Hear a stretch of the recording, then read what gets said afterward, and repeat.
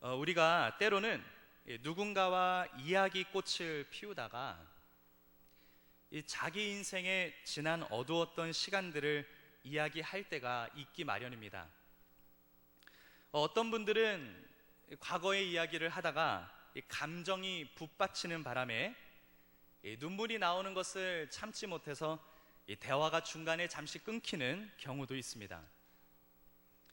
한참을 이야기를 한 후에 이렇게 말하곤 합니다. 그때로 돌아가고 싶지 않아.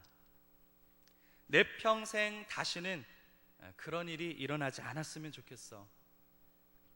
난 그때가 너무 두려웠어. 이렇게 말하는 것을 들을 수가 있습니다. 누구에게는 그것이 질병이 될 수도 있고, 또 어떤 사람들에게는 그것이 사업의 실패가 될 수도 있습니다. 혹은 매우 가까웠던 사람의, 혹은 사랑했던 사람들의 배신, 그런 일일 수가 있습니다. 누구에게나 다시는 돌아가고 싶지 않은 그런 인생의 두려운, 혹은 피하고 싶은 순간들이 있습니다. 그러나 대부분의 사람들이 생각하지 못하는 것이 하나 있습니다. 그것은 한 인생이 세상에서 경험할 수 있는 가장 두려운 일이 그들에게 아직 일어나지 않았다는 것입니다. 하나님의 심판, 그것이야말로 인생이 경험할 수 있는 가장 무섭고도 두려운 일입니다. 질병이나 사업 실패, 혹은 사랑하는 사람들의 배신은 이 하나님의 심판과 비교를 한다면 아무것도 아닙니다.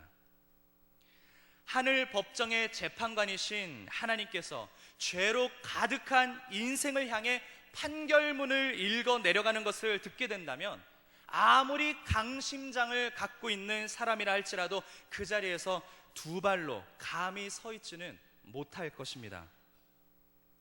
이를 피할 수 있는 유일한 길은 바로 예수 그리스도의 십자가인 줄로 믿습니다. 왜냐하면 지금 여러분 앞에 보이는 바로 저 십자가가 예수님이 우리를 대신하여 하나님의 심판을 받은 자리이기 때문입니다. 예수님이 대신 심판을 당하심으로써 오히려 그를 믿는 우리는 심판을 받지 않게 되었습니다. 이것은 천사들도 감히 생각하지 못했던 하나님의 지혜입니다. 사랑하는 성도 여러분, 이 사탄의 노예 시장으로 들어가서 죄의 노예가 된 저와 여러분들을 되찾기 위해 생명의 값을 지불하신 분은 우리 주 예수 그리스도밖에는 없습니다.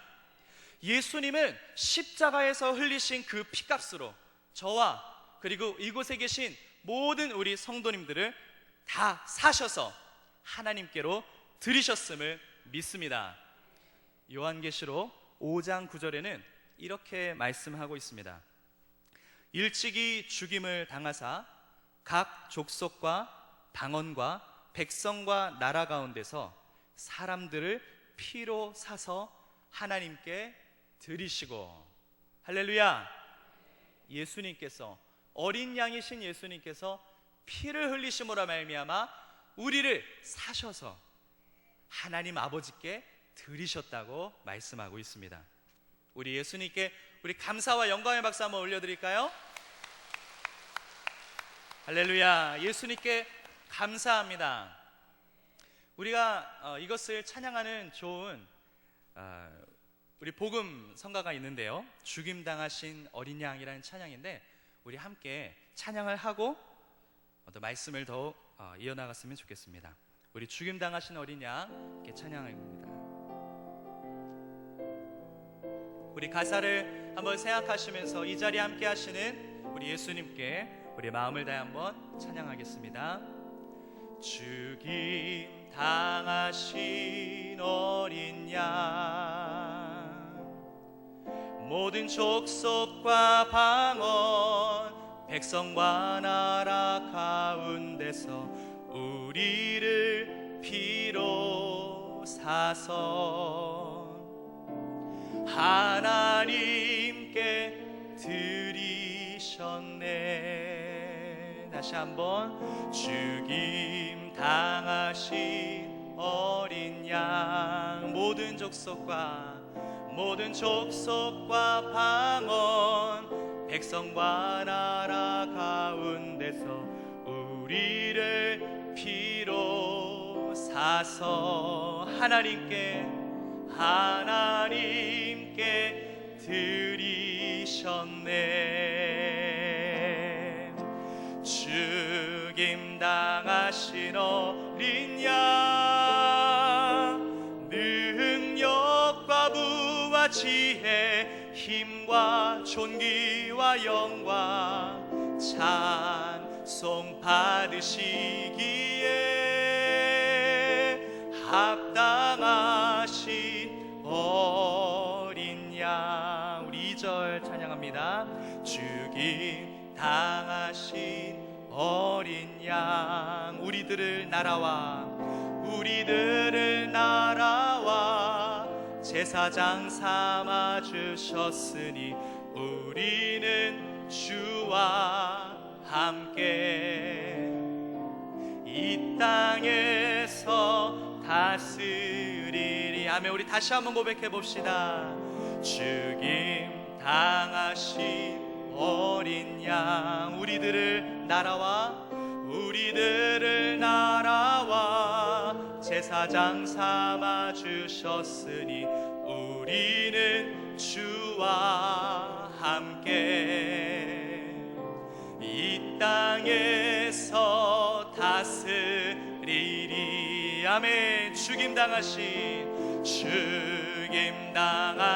어린 양, 능력과 부와 지혜, 힘과 존귀와 영광 찬송 받으시기에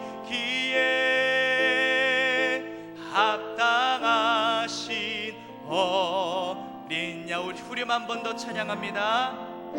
죽임 당하신 어린 양, 능력과 부와 지혜, 힘과 존귀와 영광 찬송 받으시기에 합당하신 어린. 우리 마지막으로 한 번 더 찬양합시다. 후렴입니다. 죽임 당하신 어린 양, 능력과 부와 지혜, 힘과 존귀와 영광 찬송 받으시기에 합당하신 어린 양. 아멘. 우리 예수님은 우리의 찬양을 받으시기에 합당하신 하나님이신 줄로 믿습니다. 제가 간혹 가다가 우리 성도님들과 함께 이 마지막 때 혹은 이 심판의 날에 대해 설교할 때가 있습니다. 근데 그럴 때마다 이 묘한 긴장감, 그런 것들이 이 회중 사이에서 흐르는 것을 느낍니다. 아마도 몇몇 분들에게는 그것이 두려움으로 다가오는 모양입니다. 하나님의 진리를 거부하는 사람들에게는 분명 심판의 날이 두려운 날이 될 것입니다. 아마 최악의 날이 될 것입니다. 그러나 예수님을 믿는 우리들에게는 예수님께서 재림하시는 그날이 혼인잔치의 날이 될 것입니다. 다시 말해서 두려움의 날이 아니라 기쁨의 날이 될 것임을 믿습니다. 그러므로 우리는 전혀 두려워할 이유가 없습니다. 오히려 세상의 종말은 예수님을 믿는 성도들에게 자기의 믿음이 진짜였다라는 것을 제대로 확인하게 되는 날이 될 것입니다. 그런 날이기 때문에 우리는 심판의 날, 마지막 때 혹은 적그리스도에 대한 이야기를 나눈다 하더라도 절대 두려워할 필요가 없음을 믿습니다. 사랑하는 성도 여러분 많이 들어보셨을 겁니다. 예수님이 다시 오실 날이 점점 가까우고 있다. 이것은 아마도 누구라도 부인하지 않는 그런 사실인 것 같습니다.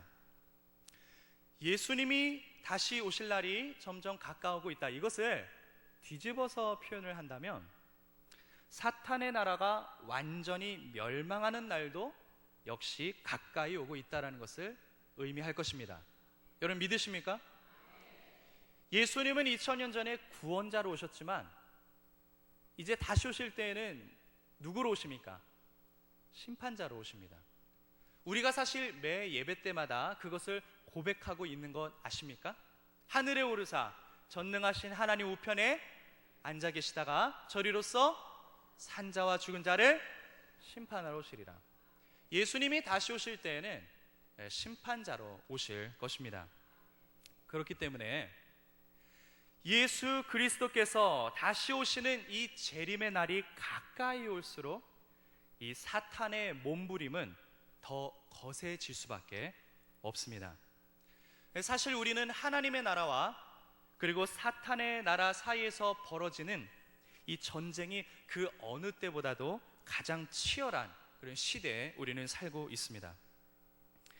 그렇기 때문에 이 마지막 때를 살고 있는 성도들은 이 사탄의 나라가 수행하는 가장 중심적인 업무, 그것이 무엇인지 사실 잘 알고 있어야 합니다. 오늘은 그 중에서도 특히 적그리스도의 영에 대해 이 말씀을 통해서 함께 생각해 보고자 합니다.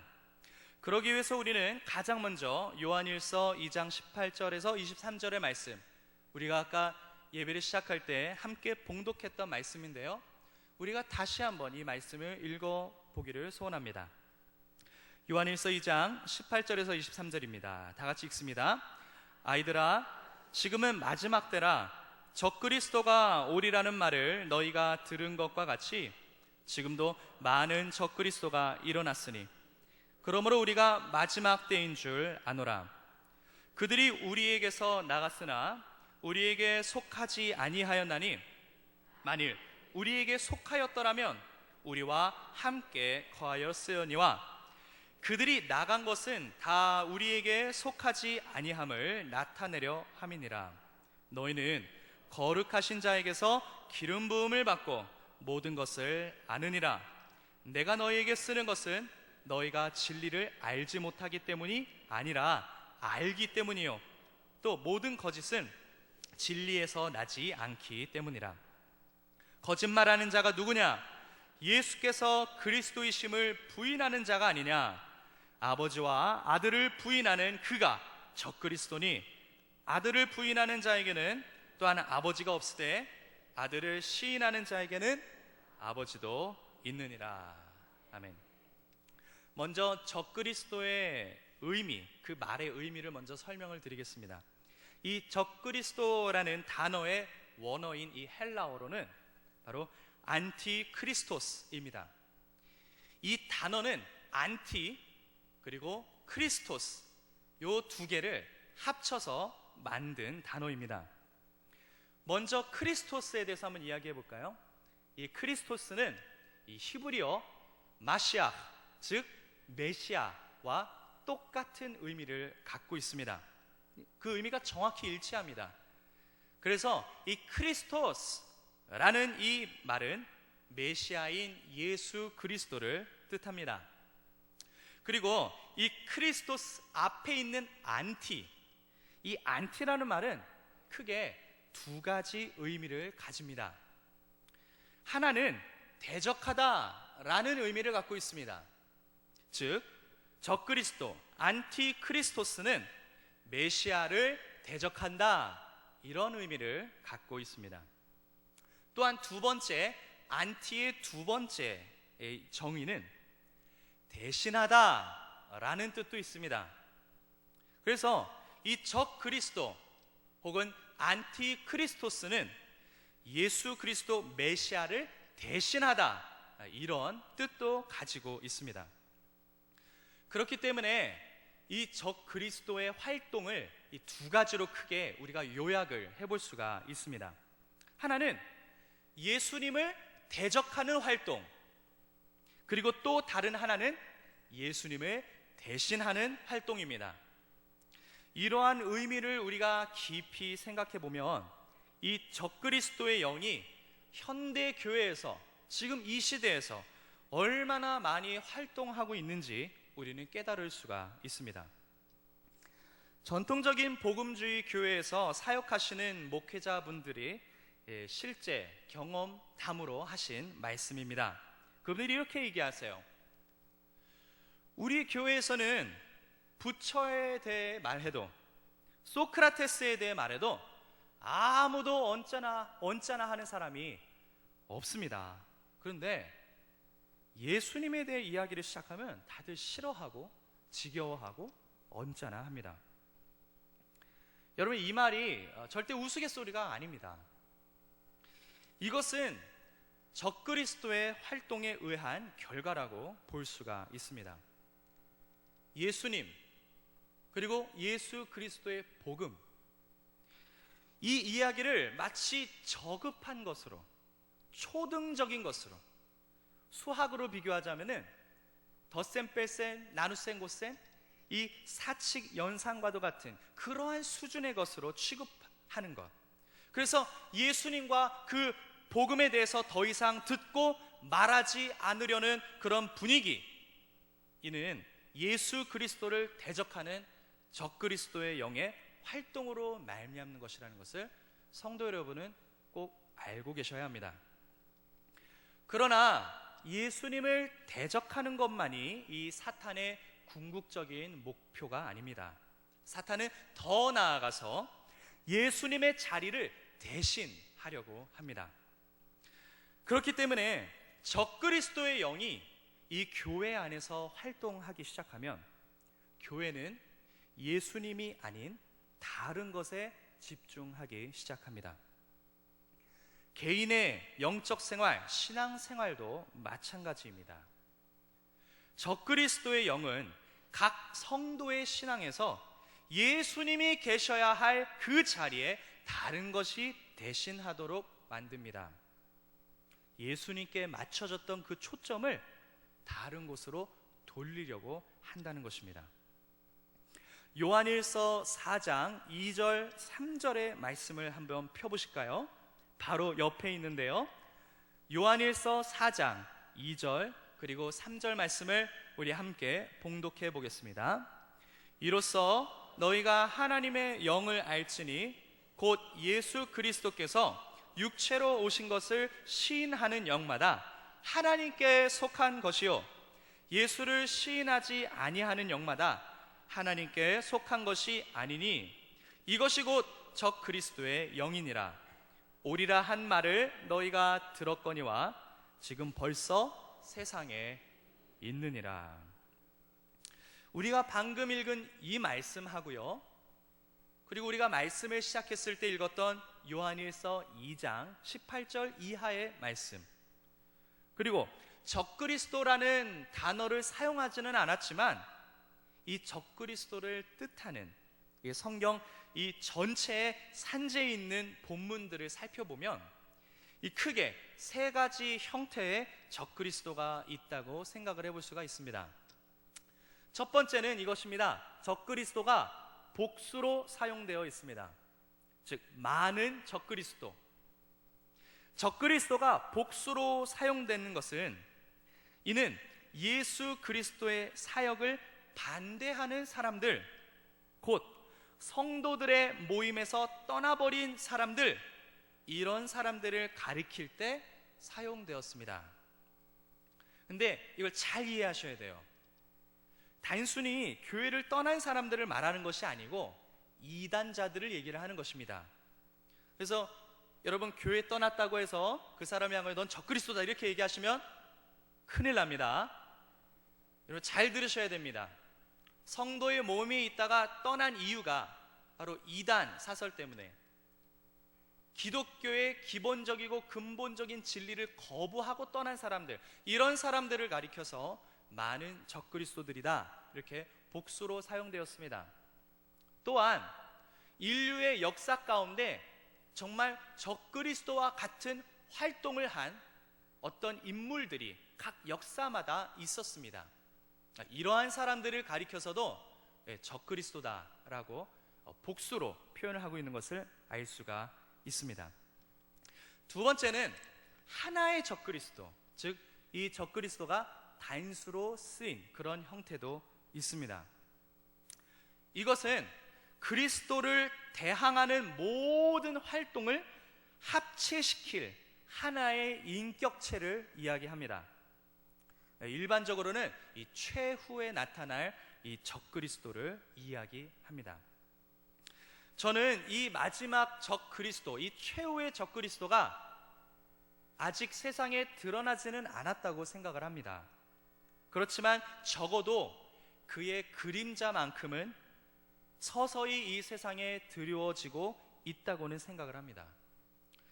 적그리스도는 그리스도의 예수님의 반대편에 서서 예수님을 대적하고, 그리고 최후의 우두머리로서 말세의 인류를 자기에게 복종시킬 것입니다. 그리고서는 하나님과 그리고 그리스도에 대한 최후의 반역을 주도하는 그런 인물이 될 것입니다. 이것이 바로 단수로 쓰인 적그리스도, 두 번째 형태라고 볼 수 있습니다. 세 번째 형태의 적그리스도가 있는데요, 이것은 요한일서의 표현을 빌리자면 적그리스도의 영이 있습니다. 이 적그리스도의 영은 모든 적그리스도를 통해서 활동하는 그런 영들을 가리킵니다.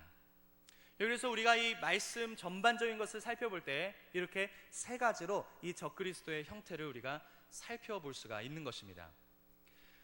이 사도 요한은 말씀을 통해서 우리에게 굉장히 중요한 정보들을 알려주고 있는데요, 바로 적그리스도의 특징들입니다. 이 적그리스도의 영의 이 몇 가지 특징들을 한번 우리가 살펴보기를 원합니다. 먼저 요한일서 2장 19절 다시 한번 우리가 읽어보겠습니다. 요한일서 2장 19절입니다. 시작. 그들이 우리에게서 나갔으나 우리에게 속하지 아니하였나니 만일 우리에게 속하였더라면 우리와 함께 거하였으려니와 그들이 나간 것은 다 우리에게 속하지 아니함을 나타내려 함이라. 아멘. 이 말씀의 의미는 이것입니다. 이 적그리스도가 어떤 식으로든 항상 처음에는 하나님의 백성들과 영광성이 있는 것처럼 보이지만 결국 시간이 지나면 그렇지 않다라는 것이 드러난 특징이 있습니다. 다시 한번 말씀드릴게요.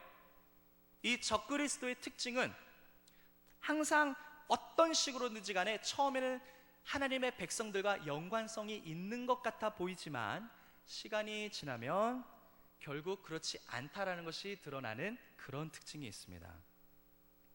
그렇기 때문에 많은 사람들이 미혹당해서 이 적그리스도에게 속아 넘어갈 수가 있다라는 것입니다. 두 번째 특징은 요한일서 2장 22절에 나와 있습니다. 22절 우리가 앞부분만 한번 읽어보겠습니다. 시작. 거짓말하는 자가 누구냐? 예수께서 그리스도이심을 부인하는 자가 아니냐. 여기까지 읽겠습니다. 두 번째 특징은 요한일서 2장 22절 이 앞부분 나온 것처럼 예수님이 메시아라는 것을 부인하는 특징을 가집니다. 자, 이제 세 번째 특징인데요, 22절 후반부에 있습니다. 22절 후반부에는 이렇게 나와 있지요. 아버지와 아들을 부인하는 그가 적그리스도이니. 자, 이 세 번째 특징은 하나님 아버지하고 그의 아들이신 예수 그리스도의 이 관계, 이것을 부정합니다. 그리고 더 나아가서 적그리스도는 자기가 하나님의 대리자라고 주장을 합니다. 그래서 이 적그리스도가 부정하는 것은 이 삼위일체 안에 아버지와 아들의 이 관계를 부정하는 것입니다. 자, 이 마지막 네 번째 특징이 있는데요, 이것은 요한일서 4장 3절에 나와 있습니다. 우리가 아까 방금 읽었지요. 요한일서 4장 3절 말씀에는 한번 읽어보겠습니다. 시작.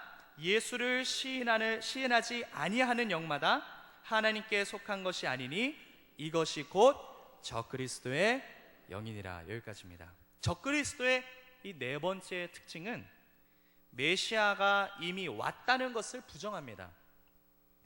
사실 2절 마지막 부분에 보면 그리스도께서 육체로 오신 것을 시인하는 영마다 하나님께 속한 것이요, 예수를 시인하지 않는 자, 그것은 곧 예수님께서 육체로 이미 오신 것을 시인하지 않은 자, 이미 예수님이 메시아로 오셨다는 것을 부정하는 것, 이것이 바로 적그리스도의 특징이 되겠습니다. 지금까지 제가 간략하게 원론적으로만 적그리스도의 형태, 세 가지 형태와 또한 이 네 가지 특징에 대해서 말씀을 드렸는데요. 여러분 혹시 이해되세요? 어렵지 않으세요? 따라오고 계시죠? 자, 이것을 우리가 잘 머리에 담아두고 제가 실례를 하나 말씀드리려고 하는데 한번 잘 비교해서 한번 들어보시기 바랍니다. 배후에 적그리스도가 역사하고 있음을 감지할 수 있는 것 중에 중요한 것 중에 바로 하나가 이슬람입니다. 특히 요즘 우리나라에 이 무슬림 인구가 급격하게 늘어나고 있고 또 오일머니 그리고 중동 문화의 영향력이 점차 증대하고 있는 이 시점에서 우리 예수님을 믿는 성도들은 이슬람에 대해서 아는 것이 굉장히 중요하다고 생각합니다. 짧게, 저는 전문가는 아니지만 제가 아는 한에서 이 이슬람에 대해서 짧게 소개를 드리고자 합니다. 7세기에 아라비안 반도에서 이 무함마드라는 이 사람이 자칭 예언자라고 말을 하면서 하나님의 대리자라고 말을 하면서 천사로부터 계시를 받아 이슬람이라는 종교를 창시했습니다. 이 무함마드는 이슬람이 신구약 성경의 참된 성취라고 주장을 하기 시작합니다. 그리고 이 무함마드는 이 그리스도인들과 복음서가 진리를 왜곡시켰고 또한 그 왜곡된 것을 자기가 회복시킬 것이라고 주장을 했습니다.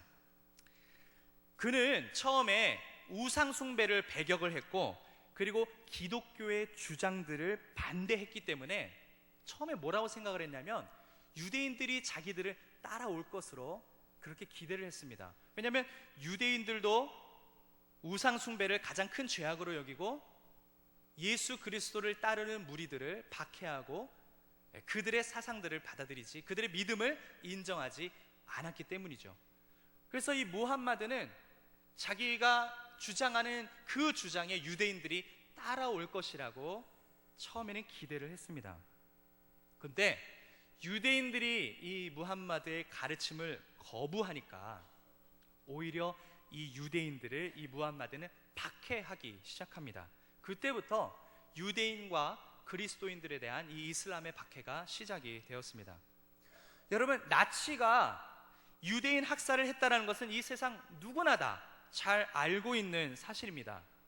그러나 이슬람 역시도 13세기 동안 유대인들과 그리스도인들을 경멸하고 죽이고 핍박했다는 것은 잘 모릅니다. 그리고 더 나아가서 이 이슬람이 전형적인 적그리스도의 특징들을 갖고 있다는 것 또한 사람들은 많이 모르고 있습니다. 제가 아까 적그리스도의 특징을 말씀을 드렸는데 이 이슬람도 무함마드의 주장처럼 처음에는 신구약 성경과 연관성이 있는 것처럼 시작을 했습니다. 하나님의 계시를 받았다고 주장했습니다. 그러나 결국에는 기독교의 기초적이고 근본적인 믿음을 부인합니다. 이것이 아까 말한 적그리스도의 첫 번째 특징 아니겠습니까? 또한 이 무함마드가 주장하는 것이 있어요. 예수님이 죽지 않았다고 주장합니다. 여러분, 이게 무슨 의미가 있겠냐, 혹시 반문하시는지는 모르겠지만 이 참 중요한 의미를 갖고 있습니다. 무함마드는 예수님이 죽지 않고 죽기 전에 천사들이 모셔갔다고 그렇게 가르칩니다.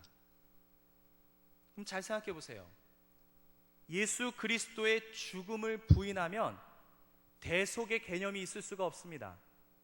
대속이 없으면 용서가 있을 수가 없습니다. 그렇기 때문에 이 무슬림들 중에는 죄 용서에 대한 확신을 가진 사람이 단 한 사람도 없습니다. 그들의 인생의 최대 목표가 뭔지 아세요? 그거는 돈을 모으고 모아서 메카에 있는 성지 그 순례를 하는 것입니다. 왜냐하면 메카에 가서 성지 순례를 하면 자기가 일평생 지은 죄를 다 한꺼번에 용서받을 수 있다라고 믿기 때문입니다. 근데 과거에 자기가 지은 모든 죄를 용서받을 수 있다고 믿는지는 몰라도 미래에 자기가 또 지을 어떤 죄에 대한 용서의 확신은 없는 것입니다. 그래서인지 젊을 때는 안 가고 거의 나이가 많이 들어서 가는 그런 경향이 있습니다. 그래서 이 이슬람의 이 두 번째 특징은 예수님이 하나님의 아들이라는 사실을 완전히 부인합니다. 여러분, 무슬림과 대화를 해본 적은 없지만 무슬림과 대화를 해보신 분들의 증언입니다. 그분들의 말에 따르면 이 무슬림과 얘기를 할 때 예수님에 대해서는 얼마든지 얘기할 수 있어요. 대신 예수님을 선지자로서는 얼마든지 얘기할 수 있어요. 근데 이 예수님을 하나님의 아들이라고 말하면 그들은 절대로 받아들이지 않습니다. 정말 무슬림을 제대로 믿는 사람은 이것을 받아들일 뿐만 아니라 오히려 분노하고 화를 내고 신성 모독이라고 아마 소리를 지를 것입니다. 여러분, 예루살렘 구시가지에 일명 다위 사원이라는 유명한 무슬림 사원이 있어요. 제가 사진을 좀 미리 준비해서 보여드리면 참 좋았을 텐데 죄송해요. 그냥 상상으로 한번 그려보세요. 예루살렘 도시의 이 구시가지에 이 성전산 혹은 모리아산이라고 일컬어지는 산이 있습니다. 이 아브라함이 자기 아들을 이렇게 번제로 드리려고 했던 곳이죠. 이 성전산에 이 유명한 무슬림 사원이 세워져 있어요. 이 바위 사원이라는 이 대사원은 이 이슬람의 가장 중요한 사원 중에 하나인데 한때 솔로몬 성전이 세워졌던 바로 그 자리에 세워져 있습니다. 그 지붕이 황금으로 되어 있기 때문에 황금 사원이라고 불려지기도 합니다. 이 건물이요 8면체로 이렇게 되어 있는데 이 8면의 이 윗부분은 각 면마다 다른 타일들이 붙여져 있고요. 또 거기에는 아라비아 문자로 코란이 이렇게 쭉 둘려서 새겨져 있습니다. 근데 그 아라비아 문자로 새겨진 그 코란의 성구의 그 내용을 읽어보면 그 내용 중에는 2번이나 등장하는 표현이 있습니다. 그 표현이 뭐냐면 하나님에게는 아들이 필요 없다 라고 써져 있습니다. 여러분 생각해 보세요. 솔로몬 성전이 한때 세워졌던 그 자리에 무함마드가 창시한 이 이슬람 종교가 세운 일명 바위 사원 혹은 황금 사원이라고 불리는 그 사원이 세워져 있는데 그 성전의 그 주위 벽을 아라비아 문자로 코란이 새겨져 있는데 그 내용에 하나님에게는 아들이 필요가 없다 2번이나 적혀 있다는 것입니다. 이러한 특징들은 이 이슬람 배후에서 역사하고 있는 적그리스도의 활동을 감지할 수 있는 중요한 표지들입니다. 이 예수님의 재림이 다가올수록 적그리스도의 활동도 더욱 거세질 것이라고 제가 말씀드렸죠. 그렇기 때문에 하나님의 이 예수 그리스도의 재림의 때가 다가올수록 이 이슬람의 활동도 거세지게 될 것입니다. 왜냐하면 그 배후에 적그리스도의 활동이 있기 때문입니다. 그렇기 때문에 지금 우리가 이제 뉴스를 보더라도 이제 10년 전에는 우리가 그렇게 많이 듣지 못했던 중동의 소식들을 이제는 너무나도 많이 접하게 되었고 그 중에서도 이슬람의 믿음, 문화, 그들의 음식, 그들의 오일머니, 그들의 문화적인 영향력들이 점차 우리나라뿐만 아니라 전 세계적으로 지금 뒤덮고 있는 실정입니다. 이것만을 보더라도 정말로 마지막 때가 다가왔구나, 우리 이것을 생각해 볼 수가 있는 것입니다.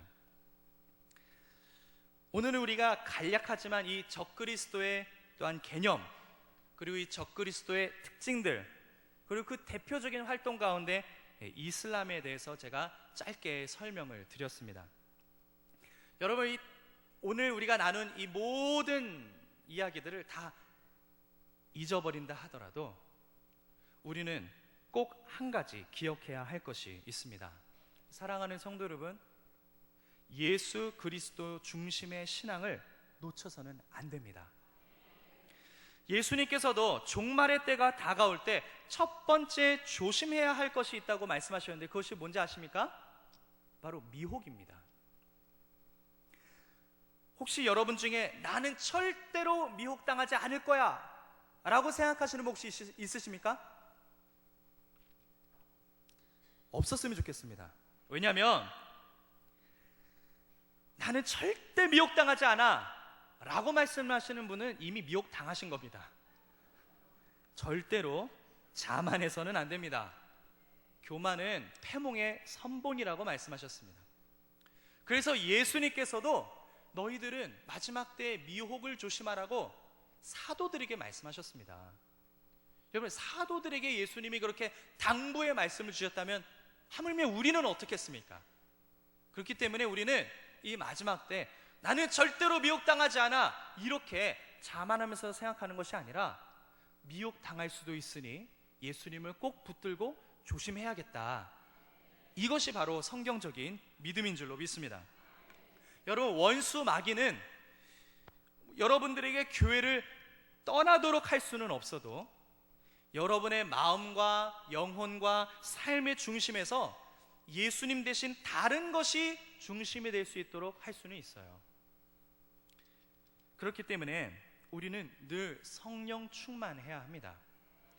왜냐하면 성령 충만을 받아야만 성령님의 인도함을 따라서 예수님께로 인도받기 때문입니다.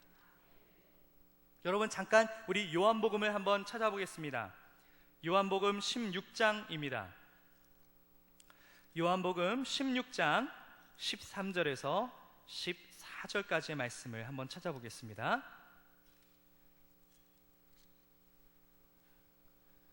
요한복음 16장 13절에서 14절까지의 말씀, 제 성경으로는 175페이지에 있습니다. 다 찾으셨나요? 우리 요한복음 16장 13절 14절 우리가 함께 봉독하겠습니다. 그러나 진리의 성령이 오시면 그가 너희를 모든 진리 가운데로 인도하시리니 그가 스스로 말하지 않고 오직 들은 것을 말하며 장래일을 너희에게 알리시리라. 그가 내 영광을 나타내리니 내 것을 가지고 너희에게 알리시겠습니다. 아멘. 이 말씀의 의미는 이것입니다. 성령님만이, 그리고 성령님의 도우심만이 우리를 예수님께로 인도합니다. 성령님만이 예수님의 영광을 나타내고 성령님만이 예수님의 것을 우리에게 알려주십니다. 또한 성령께서는 장래일을 우리에게 말씀해 주신다고 했습니다. 그렇기 때문에 우리가 마지막 때를 살고 있는 성도로서 성령 충만은 절대적으로 필요한 것입니다. 장래일을 알려주시는 분이 바로 성령님이시기 때문에 성령님의 도움이 없이는 우리가 예수 그리스도를 꼭 붙잡고 승리하는 것은 매우 어려운 일이 될 것입니다. 그러므로 우리 사랑하는 성도 여러분, 성령 충만을 날마다 간구하십시오. 그리고 예수 그리스도, 우리가 기독교를 버리는 것은 어렵지만 예수님 중심의 삶을 살지 않고 우리의 삶의 보좌에 다른 것을 앉혀서 살아가는 것은 혹시 가능할 수도 있는 것입니다. 그러므로 늘 깨어서 늘 성령 충만하여서 늘 우리의 삶의 보좌에 예수님이 앉으셔야 합니다. 그리고 예수 그리스도께서 우리의 삶, 우리의 생각, 우리의 말, 우리의 행동, 우리의 신앙생활, 우리의 가정, 자녀, 우리의 사업장, 우리의 모든 범사를 예수님이 다스려 주셔야 합니다. 그렇게 할 때만이 우리는 이 마지막 때를 승리하면서 살아갈 수가 있는 것입니다.